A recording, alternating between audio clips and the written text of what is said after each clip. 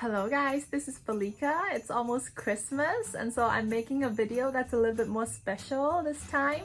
And for those of you who've been following my channel, you know that I normally make arts and crafts videos. But today I'm making a video where I will be telling you a Christmas story before going into the craft. And the craft itself will be related to the story. So while I'm making this video for everybody who's following my channel, I'm especially making this for my students who are taking my English lessons. So this here is the storybook.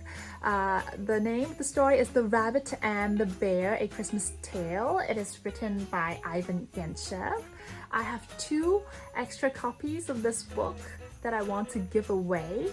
So if you would like to receive a copy after listening to the story, do leave me a comment below. Tell me that you want to receive it, and also tell me one more thing.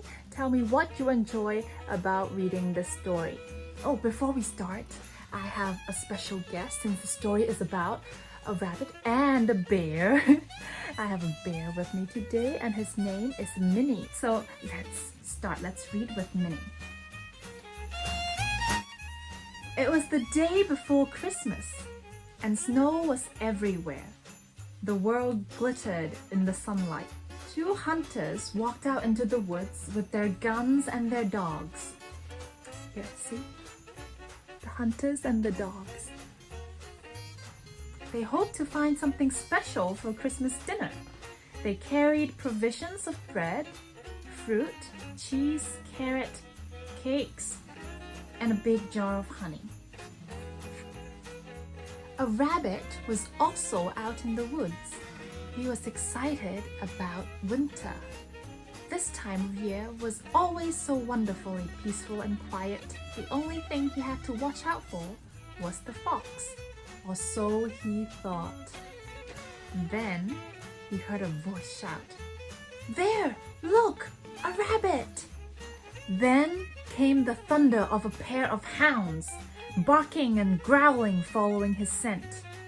Terrified, the rabbit flew across an open field. He ran as fast as he could, but the hounds were faster. Soon they were so close he could hear them panting. With his last bit of strength, the rabbit reached the woods where the trees and rocks provided some cover. The rabbit took a huge leap, but the ground gave way beneath his feet. He fell and fell, finally landing, flump, on something soft. Grrr, the softness growled. The rabbit had landed on a bear, asleep in her cave. "Oh, I'm so sorry," he stammered. "I didn't mean to disturb you, but there are hounds out there, chasing me." The bear growled again.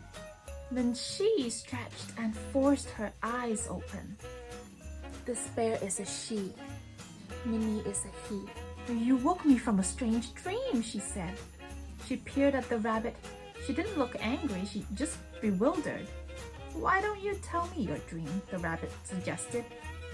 He wanted to stay in the safety of the cave for as long as possible, so the bear began. "I was far away, in a land without cold or snow. The land was full of orange trees and olive trees with stony hills. I was following a woman and a man. They seemed to be searching for something. They looked tired. The sun was almost down when they found a stable and went inside. Inside, I could see animals, some sheep, a donkey, and an ox. For a long time, all was still.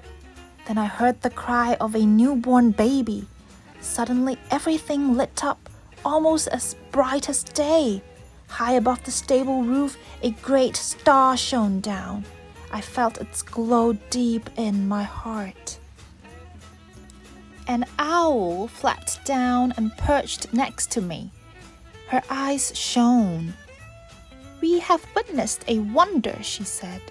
"A child is born. He shall protect the poor and the weak."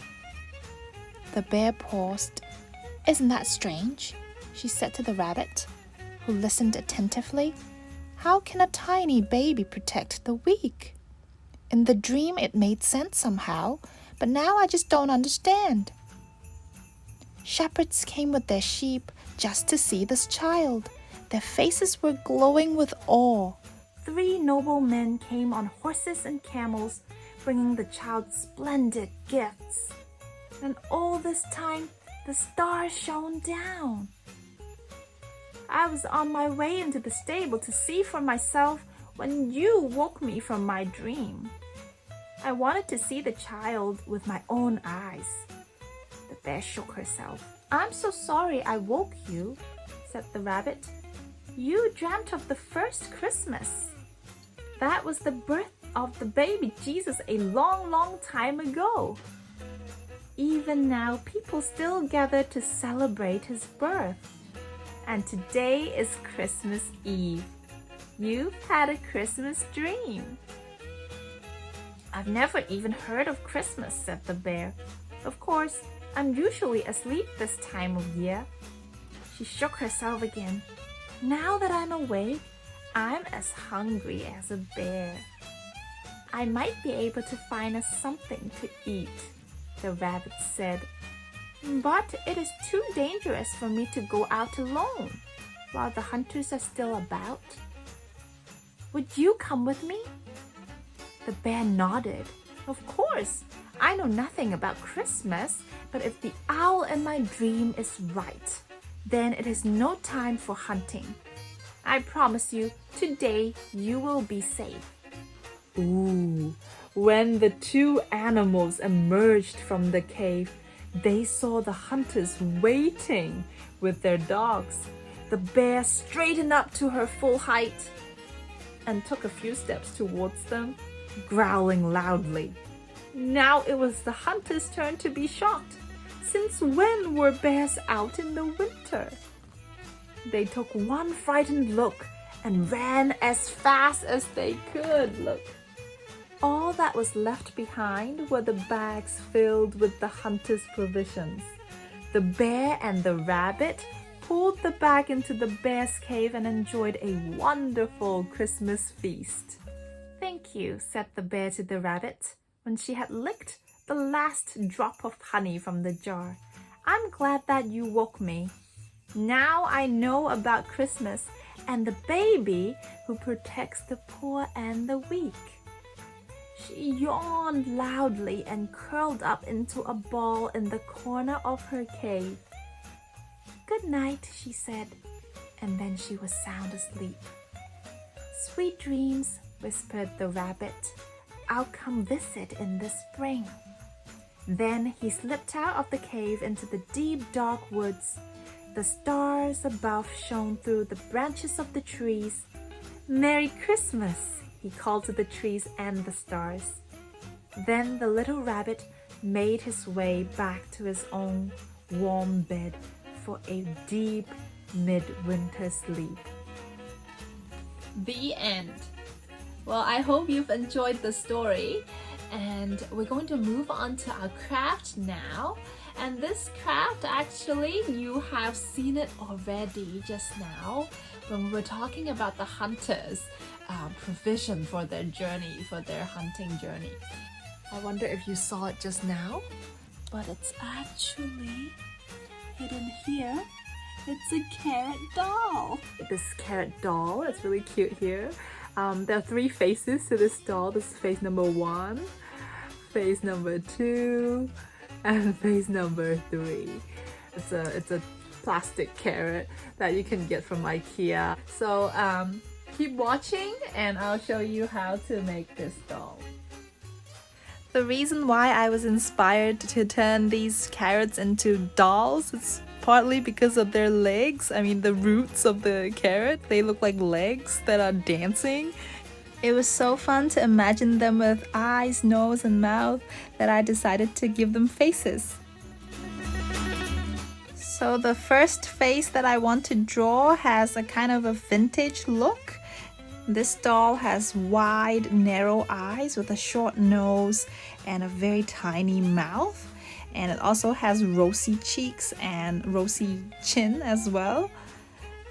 I'm giving her black eyelashes and green eyes.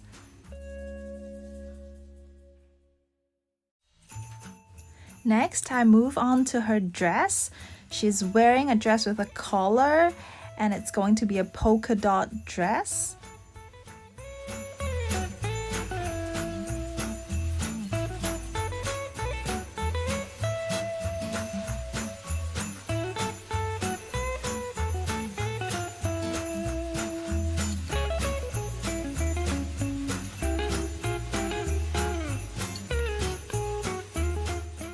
I'm also drawing one skinny arm for her by her side.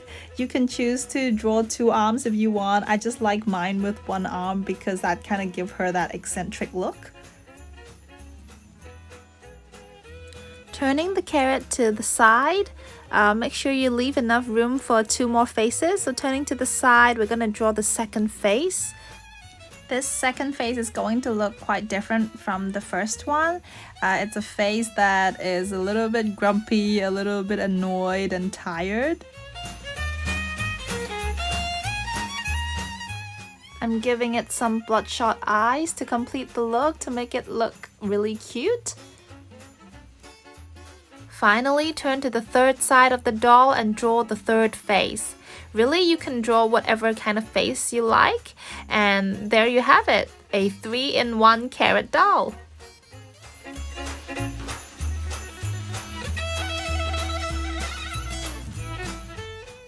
Thanks so much for watching my video. I hope you've enjoyed both the story and the craft, and I'll see you in my next video. Merry Christmas. Bye bye.